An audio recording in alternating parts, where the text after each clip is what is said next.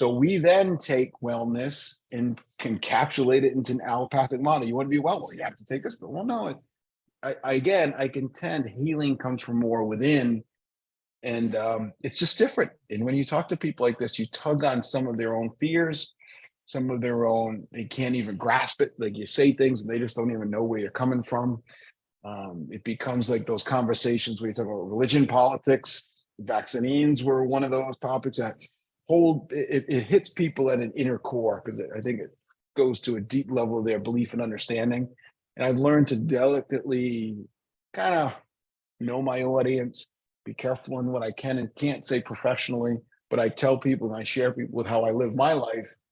And the proof is in my 3 children. They've never missed a day from school for being sick. They have beautiful skin. My daughter's 15 with a natural 28-day menstrual cycle with no problems. I mean, her body is just a pure expression of what a person should be. So we live it and we see it, and they're happy, they're healthy, and they sometimes see their friends living that traditional life and be like, why? They don't even understand it because they're too young to even process the gift of what they have comparable to what's out there, so yeah. It's fun. It's a cool journey, but yeah, let's, whatever you want to talk about, let's see what we got, and we'll try not to be deplatformed or whatever it takes. I don't know. Exactly. That is exactly what I want to talk about. Your end of one experience with your family, I find absolutely fascinating. Would love to hear your experience. Before we talk about your family, we kind of have to back up maybe a little bit with your own story. And where did that kind of, I guess, like the curiosity or the realization that like the medical system is good for certain things. It's good for acute care. It's good for a broken bone. I want a hospital for sure. But for chronic care, it's not great. Where did that come from in you? When did you realize that the chronic care, the prescriptions, the shots, all these other things may not be the best thing for us? It kind of probably started with my health journey, because as I said last time, I wanted to be a chiropractor since I was about 16. But even reflecting back deeper into that, my father worked at the hospital. My mother was kind of always a little overweight and kind of sickly. Her brother was a pharmaceutical sales rep for a big manufacturing company. So anytime I had a sniffle or whatever, it was either take to the doctor, or he would give, the antibiotics. So I was on antibiotics chronically all my life. And I did suffer from bronchitis. And I just remember anytime I'd have a cold, my lungs would hurt. I would just be miserable. And I never really connected it until years later. When I went to that chiropractor, I started to get adjusted. And all of those, I never was sick. I haven't been to a medical doctor since I was 16. So all of that stuff, my life changed because I started to express more health and vitality myself. So I never connected it. As a 16, 18-year-old kid, you don't get that. But then wanting to go to chiropractic school, talking to some of the old timers, reading some of the old stories and books from the philosophy of chiropractic, because chiropractic is really a philosophy of that inborn healing and the expression with the removal of the obstruction. So it started to make sense. So you got to figure, I graduated chiropractic school at 24. So the 24-year-old filled with piss and vigor of, I'm going to cure cancer with chiropractic, which is not true. But, just that I'm going to change the world. Everybody who's under my care is going to have these miraculous healings. I'm going to tell every parent how to raise their kids. And, it's totally different than now the 50-year-old or even the 40-year-old who had a child, right? So life kind of steers you, and God smacks you a few times. It's nice to be young. Great to be young, man. Absolutely. I knew everything. Of course. And, then reality hits in and everybody's different and circumstances change, and you kind of moderate and go, okay, well, that was a little juvenile, and boy, my message was potentially strong, or, those sort of things, as it all happens. So when we're passionate about things, we sometimes steamroll logic. So through that, understanding, I kind of felt that a lot of people would come to me as a last resort. And that was really the chiropractic story. And we would see people, they've tried this, they've been on 5 different medications, they're fed up, they're sick, they're tired. Somebody had said, I don't know, maybe we should go see the chiropractor. And, they very often come to me very, very sick, come to my colleagues, come to my mentors. These people were sick of the sick. And one of the mentors that I had just recently reconnected with, his dad was a practicing chiropractor. I might have mentioned him last time. He couldn't even come back to Rhode Island in 1914 because it was still illegal to practice in Rhode Island. So he went to Virginia, then he came back, but he had a home office, and he grew up with his dad taking care of people like in the living room. It was a pretty cool setup.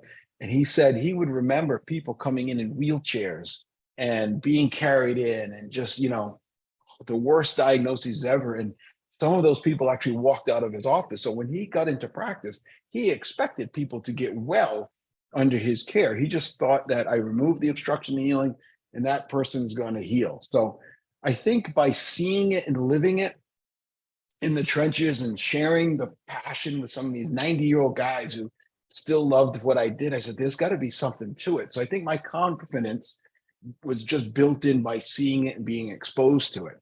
And that helped me. Then even in my own office, patients would seek me out, some really sick people who were going to be on the verge of surgery.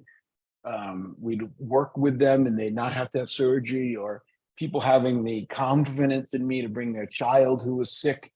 I don't really want an ear infection surgery. I don't want to have tubes. I heard chiropractic care can help. Can you help my child? I don't know, but let's try. So through my experience and dialogue, I would learn that, hey, what I do is limited. That's a hard thing to know when you're in your 20s thinking to cure the world. You can't help them all because it doesn't always work. A plus B equals C. But what I have found is A plus that interaction can sometimes help that parent just make a better decision. And it may not even be chiropractic. It may be, you know what, I get it. You're freaking out, that fever there, watch it and monitor it. But that fever isn't there because the body is stupid.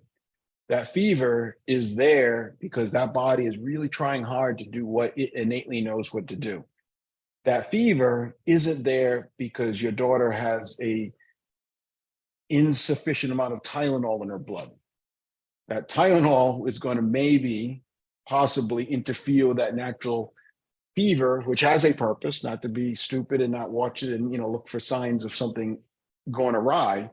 But sometimes when we suppress these natural expressions of health, we delay healing itself. Your son comes home, he eats something that was bad, he starts puking. Is he sick? I contend he's expressing health. He's eliminating a toxin from his body, where some people were like, oh my God, Johnny's got diarrhea or he's throwing up. Well, no, that is a natural, full expression of his innate healing to recognize a problem and remove it. A fever would be the same way. Not a lack of the pink stuff. Not a lack of the pink, absolutely. But then we want to continue to keep that in the body. It's just, so some of it is because if it's an inconvenience, like mommy's got to go to work. You can't be sick, so there are so many constraints that we put on ourselves as a family in our modern society. Mom and dad have to work. You can't stay home. How are you going to stay home? I'm going to miss income.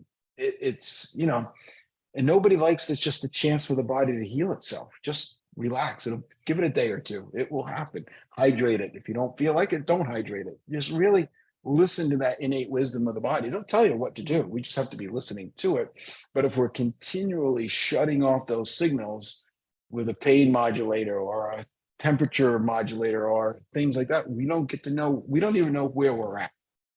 So that, in I contend, is sometimes will further elongate a problem, or sometimes take a problem that might have spiked and changed and make it more chronic, which may mean intervention might be necessary because the body gets tired, it loses track, it just keeps going. Then all of a sudden it just can't do what it needed to do when maybe it was a small problem to begin with.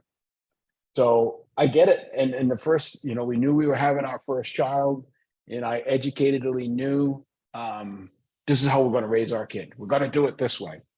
And my wife is, God bless her, she's on board with a lot of my crazy antics. I mean, I've known her since high school, so she's seen my evolution. She's so patient, and she was born in Europe, so the medical establishment didn't have its grasp on her as young. So, when she immigrated, she wasn't as young and indoctrinated, if you will. But she was open to some of my suggestions, and I probably talked a good talk back then. So we had our first child, and it was going to be rainbows and unicorns, and everything was going to be just the way it was supposed to be. And it wasn't. She had a really tough delivery and birth, and we needed a C-section, and everything that potentially could have gone wrong for where I wanted it to go did. And it was an amazing life lesson. It was scary. I was uncomfortable. It was weird. I had a lot of, this is not the way it's supposed to do. So I kind of had to rally and step back. And then we realized, look, there's two outcomes. I am so grateful that those doctors were there to help have, one, a healthy child, and my wife healthy and right back on track. And from that point forward, we had a pact. No matter what happens after birth, I'm going to go with my son. We have faith that the doctors are going to take care of her, but she wanted me to be with my son to make sure that we could start fresh, right? You check him out. He's healthy. He's good. Great. Now it's on our terms. We're not going to do this. We're not going to do that. We're going to do this. And I'll tell you, that was an amazing life lesson because I thought I knew it all. I got the good God smack, and it helped me realize, okay, we can really work these two worlds together for the optimization of the individual. So it was a really exciting time. It was scary. I'll tell you, it was very, very scary. And it was given to me for a lesson, I think, to become a little bit more humble and realize that, these two systems, the allopathic care and then the more innate thinking of healing, can work together, and they both have their place. But once the crisis is gone, you have to go back to a more natural way. Otherwise, you're going to lead a lifetime of sickness.